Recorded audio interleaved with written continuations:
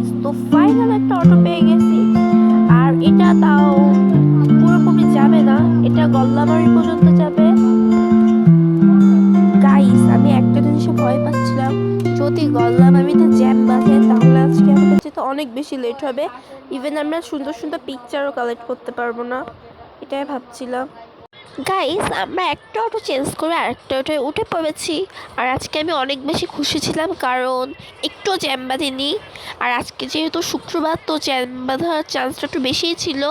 তো আমরা আগে আগে যাচ্ছি যাতে আমরা মেলার ভিতর যেসব জিনিস আছে সেগুলো দেখে দেন রাইডটা এনজয় করে দেন খাবার খেয়ে বের হয়ে আসতে পারি। আর সুন্দর সুন্দর পিকচার তো আছেই। তো অটো তো ঠিকভাবেই যাচ্ছে। গাইস, তো ফাইনালি আমরা চলে আসছি প্রায়। কিন্তু আজকের ওয়েদারটা এত সুন্দর ছিল আর এত বেশি বাতাস ছিল, যার কারণে আমার হেয়ার পুরো এলোমেলো হয়ে গিয়েছে। আর এদিকে তাওরাত বলতেছে, আপুরি দেখো ওই জিনিস এই জিনিস, ওগুলো দেখাচ্ছিল। অনেক সুন্দর লাইটিং করা হয়েছিল। গাইস, ফাইনালি মেলায় চলে আসছি। ইভেন এখানে অনেক সুন্দর সুন্দর ক্লিপ গার্ডার এভরিথিং পাওয়া যাচ্ছে। আর এখানে লিপস্টিক দেন আইল্যাশ সব কিছুর প্রাইসই রিজনেবল ছিল। বাট এই চুড়িগুলো দেখে আমার মাথা নষ্ট প্রায়। এত কালারফুল ছিল জিনিসগুলো, অনেক বেশি সুন্দর লাগতেছিল প্রত্যেকটা জিনিস। আর প্রত্যেকটা জিনিসের ডেকোরেশন অনেক বেশি কোয়ালিটিফুল ছিল, যেটা অনেক বেশি ভালো লাগতেছিল। তো এখানে পায়েলগুলো দেখতেছিলাম।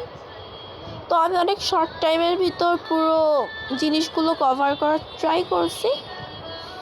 দেন এখানে যে থালাবাটিটা ছিল, স্টলটা ছিল, এর পাশে ছিল বাবুই পাখির বাসা, যেটা অনেক বেশি সুন্দর ছিল। মন চাচ্ছিল এটা কিনি, বাট কেনার কোনো প্ল্যান ছিল না, যার কারণে কিনতে পারিনি। তো খেলনার পাশাপাশি এখানে জুয়েলারি একটু বেশিই ছিল। আর এখানে দেখো আংটিগুলো ছোট থেকে বড় সব সাইজের ছিল। তো আমরা একটা আংটি চয়েস করছিলাম, বাট ওটার কালার অ্যাভেলেবেল ছিল না। তো এখানে থালাবাটি পাপড় সব ছিল।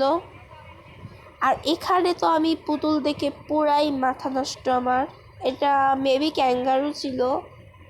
দেন ছিল একটা কিউট পান্ডা, এটা অনেক বেশি কিউট ছিল। আর স্পাইডারম্যানটার থেকেও বেশি আমার এই কচ্ছপটা ভালো লাগছে। আর এইখানে অনেক সুন্দর সুন্দর পুতুল ছিল। পুরো পুতুলের মেলায় চলে আসছে আমার এটাই মনে হচ্ছিল।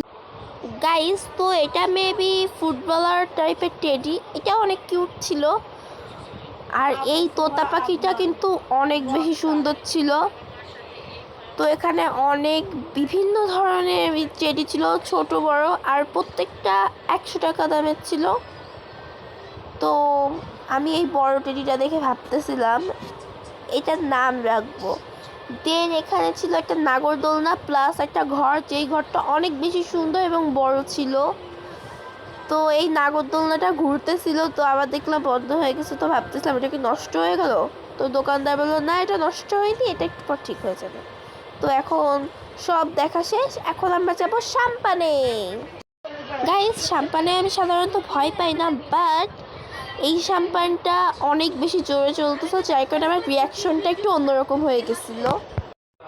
এমনিতে আমার ভয়টাও খুব কম, কিন্তু সেদিনকার আমি দুয়া দুরুদ প্রথমে যেই গান বাজছিল আমার দুয়া দুরুদ করে আমি তো এনজয় করা শুরু করে। গাইস, ওখানে আমার খালামণি আর আমার ভাই বসতে, একদমই না। যাই হোক, এনজয় করি, চলো। সাম্পান এখনো শুরু করিনি। গাইস, তো আমরা আবার আমি আর আমার মনি তারপরে আবার এক জায়গায় চলে আসছি, কারণ আরো লোক উঠতেছে। চলে যেতে পারো। গাইস, আমরা উঠে গিয়েছি, যদি কমে যাই। গাইস, তো আমরা চালিয়ে চলতেছে। গাইস, তো এখানে আমি অনেক বেশি মজা করেছিলাম, খুব ভালো লাগতেছিল। ইভেন যখন চলতেছিল তখন অনেক বেশি ভালো লাগছিল। তোমরা আমার রিয়াকশন দেখে বুঝতেই পারছো। তো গাইস, আমরা এটাতে ছিলাম এতক্ষণ। দেন তাওরাত এই বেলুন স্লিপারটাতে উঠেছে। আমিও ছোটো থাকতে অনেক উঠছিলাম। এটা রিসেন্টলি বের হয়েছে, বাট আমি যখন লাস্ট ইয়ার আমি এতে উঠেছিলাম, খুব মজা লাগে এতে। এই তো নামতেছে, আর আমি ভাবতাম আমি যদি আবার ছোট হতে পারতাম ভালোই হতো, আবার এতে উঠতে পারতাম। এখানে গান বাজছিল আর আমরা অনেক বেশি এনজয় করছি। দেন আমরা ছোট ফুচকা খেলাম, আর এটার টেস্ট অনেক বেশি মজার ছিল। গাইস, এই বাচ্চাদের স্প্রিংগুলো আমার খুব পছন্দ হয়েছে, তাই এবার মনি আমাকে এগুলো কিনে দিয়েছে। দেন আমরা মোমো খেয়েছি।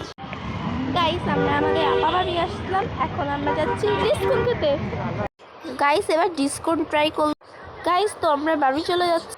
গাইস, আমার ফেসটা একটু কালো লাগার মেন কারণ কিন্তু এই ইয়েলো লাইটটা। যাই হোক, তো এখন আমরা যাচ্ছি। তো ভ্যান নিয়ে নিয়েছি, কারণ এত রাত্রে হেঁটে যাওয়া পসিবল না। ইভেন আমার পা অনেক বেশি ব্যথা হয়ে গেছে, যার কারণে আমি যেতেও চাচ্ছি না।